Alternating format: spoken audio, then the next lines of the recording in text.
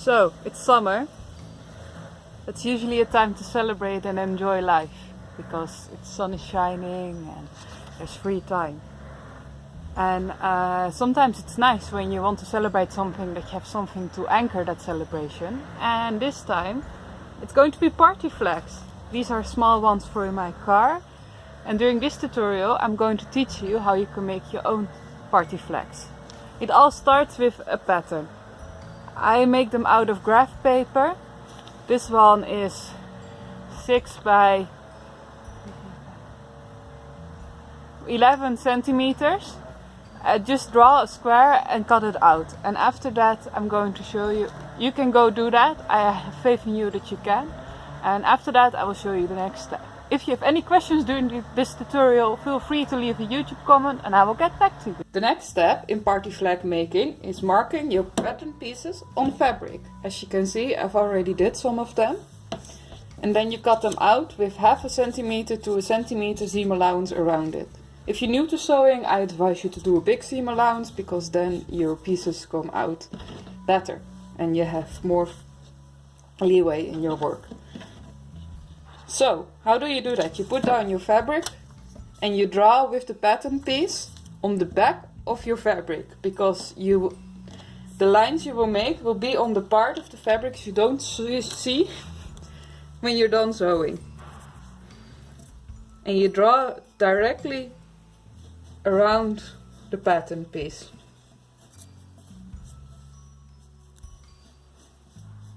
And this is where at some point you'll notice that cardboard pattern pieces are a good way to go if you want many, because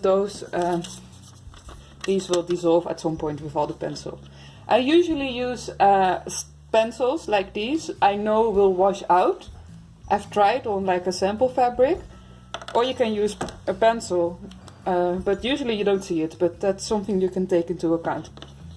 And fun fact, this is a piece was a leftover scrap from having a bigger party flag, and you can see the small one fits on it exactly. Then you cut out the pattern piece, like I said, with 0.5 centimeter around it to 1 centimeter.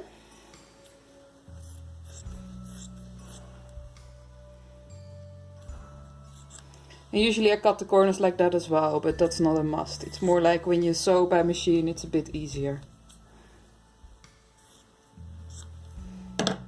And that's done. And for each party flag you need 2 of them.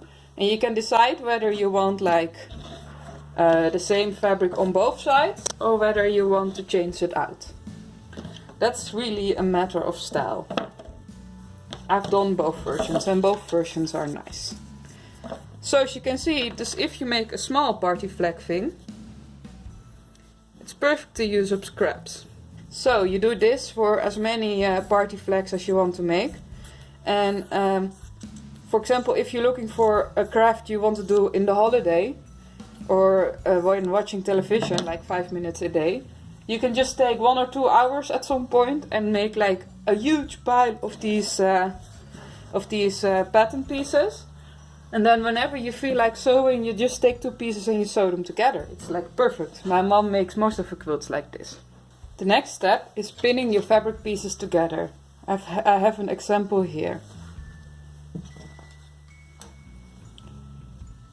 I start pinning in the corners, the 3 corners, and then I put the pins over the length of the line on both sides.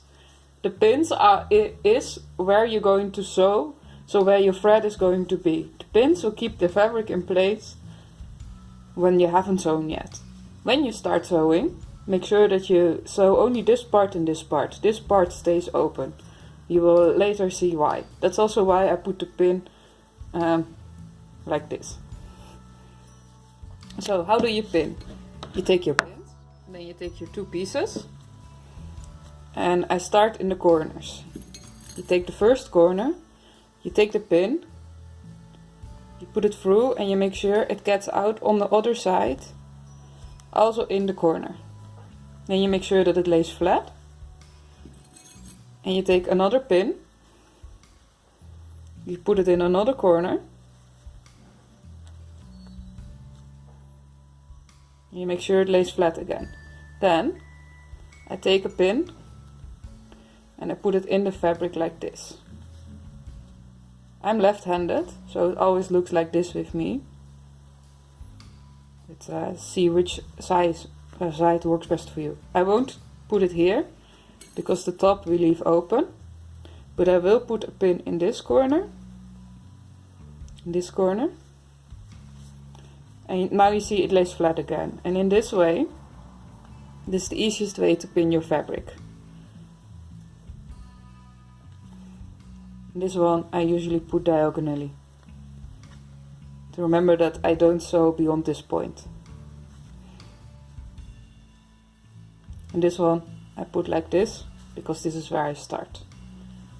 This one I put like this, so I know I'm to stop here. If you want, you can put a pin here and here as well for extra strength, to make it a little bit easier to sew it straight, but you will notice with practice the amount of pins you prefer to work with, because that's very different for everybody. There are also people who don't pin at all. So, this is what you do. Now we're off to sewing. I will show you how to sew by hand, because learning how to sew by hand is easier, and once you know how to sew by hand, you also know how to sew by machine, if you know how a sewing machine works. Also, I want you to have the faith that you can do it wherever you are, whenever you live, also if you don't have a sewing machine. Sewing is very relaxing, and it always makes me sad that people say they can't start quilting because they don't have a sewing machine and it will take too long.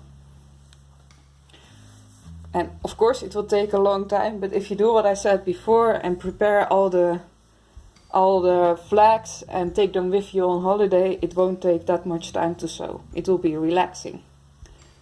So, sewing, I made some thread, put it in the needle. Now we're starting. I usually start in this corner, again because I'm left. If it feels easier for you to start in the other corner, it's fine.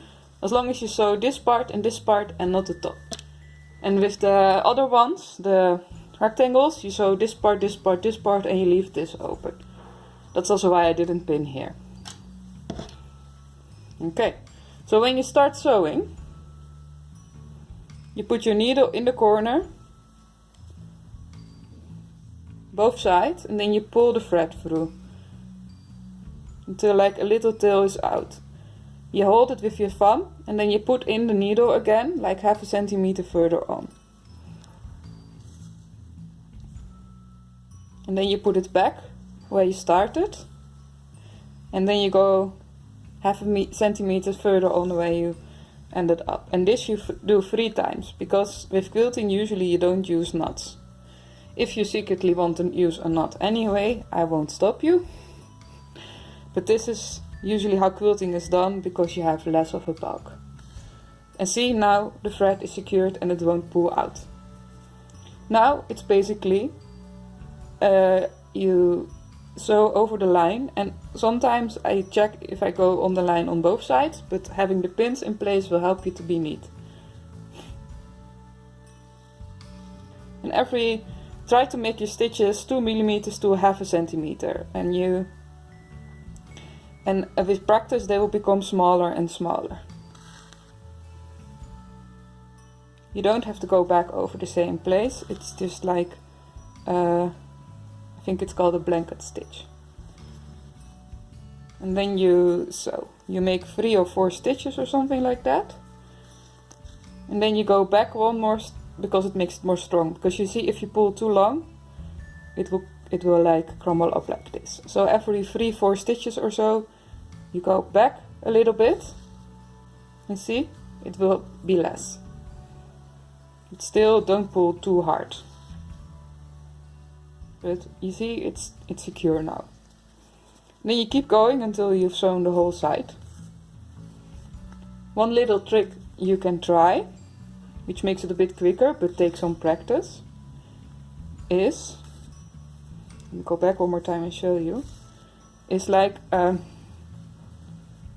sewing method, it's called. You don't go every stitch, but you go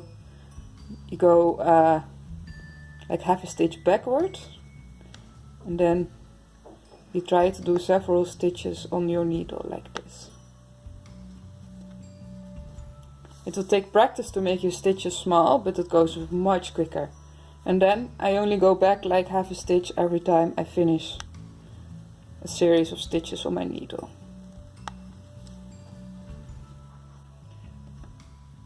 This is a method that takes some practice to get used to, but once you get used to it, it will be super quick. If you see my mom sewing, you'll be amazed how quick she is. We do this until we get to the end.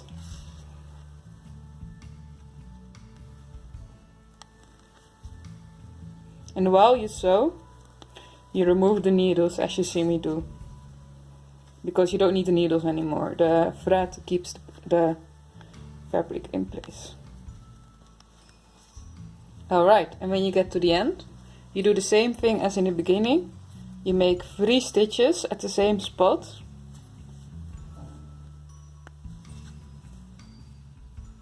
Then your thread is secure. You can cut it. And congratulations, you created your first party flag. Now, the next step is turning your fabric, your party flag around. Sometimes I snip the corners down here a little bit. Not too much, because you shouldn't cut over the thread, but this will make it a bit easier to turn it around. And also you can snip these corners, also to make the turning around a little bit easier. These kind of small scraps I usually use for my birds, the beaks. Okay. Then you turn it around. This is always an interesting moment, because then you'll see the results of your labor. It's always a moment to enjoy.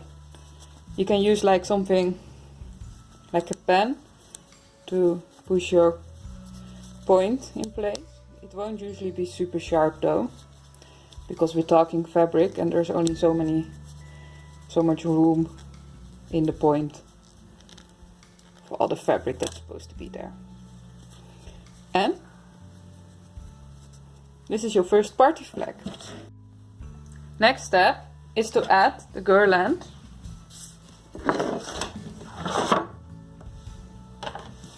Next step is to add the girland party flag to a line. I usually use ribbon because it has edges that don't fray and it looks pretty, and there's lots of ribbon around because people used to wear it a lot in their hair, I think, but not anymore. This is a lot, so I can go a long way. And then you first leave like 15-20 centimeters at the end, because that's how you will tie it, 2 places. And then you will put your girland on the ribbon, halfway on it, and then you will fold it over. As you see, this is quite a wide girland for the size vlaggetjes I made. So maybe I will change it, but first I want to show you how it's done. Maybe it's fine as well.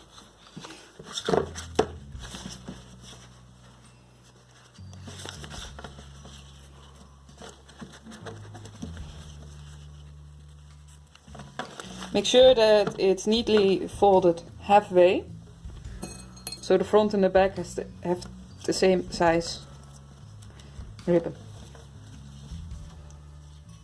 And you can see it by looking at this side and this part. As you can see, it looks nice like this. Then